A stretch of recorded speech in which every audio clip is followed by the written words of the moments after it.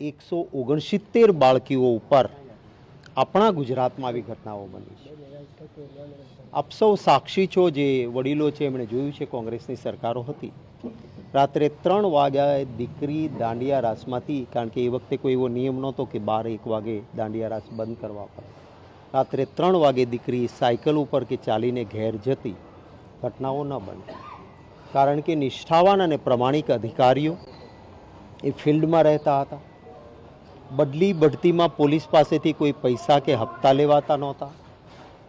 કોંગ્રેસની સરકારોમાં ગુનેગારોને સીધા પક્ષના સભ્ય બનાવી દઈને કે પક્ષના ભંડોળ માટે કે ચૂંટણી સમયે ગુનેગારોનો સાથ સરકારો નહોતી લેતી। આજે ભારતીય જનતા પાર્ટીએ ગુનેગારોનો સાથ લેવાનું ચાલુ કર્યા પછી કાયદો અને વ્યવસ્થા આપણા ગુજરાતમાં બગડી છે। હું આશા રાખું છું કે સરકાર આનું ચિંતન બનાવ બને છે ત્યારે રાજ્ય સરકાર પૂરતા પગલાં લે છે, ગુનેગારોને શોધીને એની ઉપર એને સજા સુધી પહોંચાડવા માટેના પ્રયત્ન થઈ રહ્યા છે।